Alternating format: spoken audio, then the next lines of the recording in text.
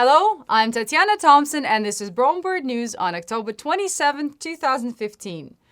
Today we will talk about blackcaps in the UK, shaggy backyards in Chicago, and the emerald ash borer. Dr. Bird will talk about bird feeding.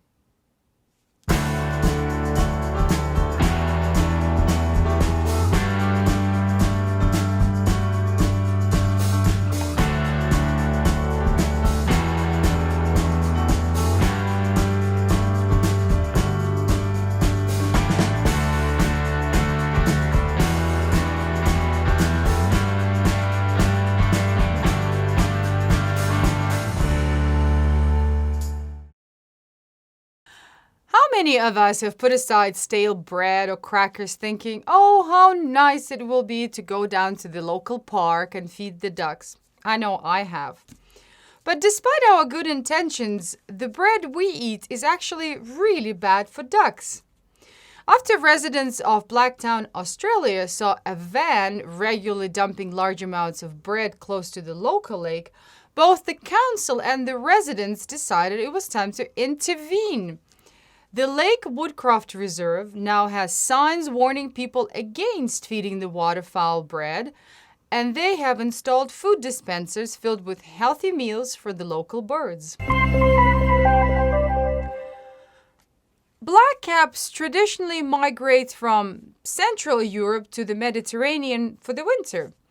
But researchers in the UK have released the results of a 12-year study showing that people keeping their feeders out year-round is actually attracting blackcaps to the UK for those winter months.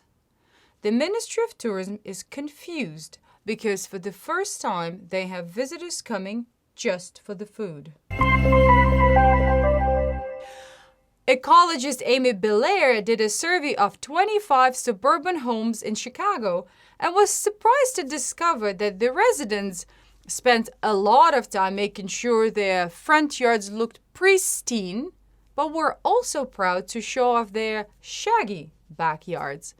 The residents had let their backyards return to natural habitat, and as a result, the ecologists discovered 36 native species of birds thriving in heavily populated areas.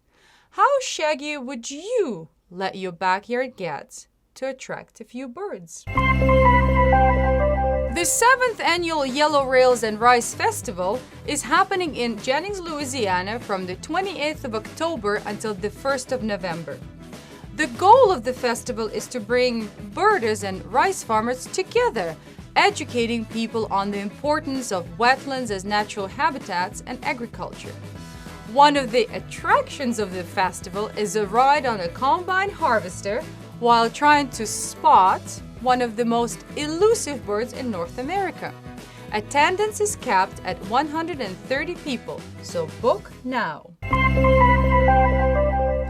Imagine going for a Sunday picnic in the park and discovering that your favorite tree wasn't there anymore. That was the case for residents around Humbolt Park when the Chicago Parks Department cut down 650 ash trees. How dare they, you'd think. But this is one of those sad but necessary stories. What else can be done when the emerald ash borer moves in? The invasive insect has killed over 30 million trees in the US and Canada since 2006. But no worries, the city is working closely with the local coalition of squirrels and homeless birds to replant every tree that was cut down. And now our weekly giveaway. Thank you so much for all your videos and photos. They are truly spectacular. But this week we're sending a Squirrel Buster Peanut feeder to an artist who lives in Florida. His name is Rick Montrose, and he sent us a picture of ibises. Thank you, Rick. And for all of you, don't forget to send us more pictures and videos to photos@bromebirdcare.com.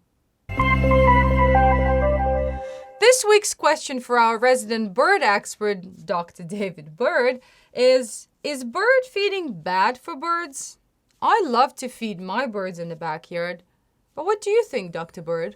I can tell you that there are some studies that have been done that have shown that birds that live in areas that have a lot of feeders available to them seem to survive the winter better, put on more fat, lay more eggs, larger eggs, have better young, more young than those who live in areas that don't. Blue jays and black-capped chickadees are two examples of that. On the other hand, one can argue that by putting birds together in a backyard, you can cause a greater exchange of disease. And certainly conjunctivitis is a disease that affects house finches, but while that may be true, the fact is a lot of birds flock together at different times of the year, and even in mixed flocks, and have the propensity for passing diseases back and forth. And as yet, there hasn't been any kind of a disease out there that's caused by bird feeding that's stuck out there, that's causing a great decline in the birds that are being fed. Thank you so much for this, Dr. Bird. We'll see you next week. And don't forget to send your questions to Dr. Bird to askdrbird@bromebirdcare.com. And that's it for today. Thank you for watching. Please send us your stories and leave your comments and write to us to news@bromebirdcare.com. Subscribe to us on YouTube, follow us on Facebook and Twitter, and I will see you next week. Have a wonderful week, everyone.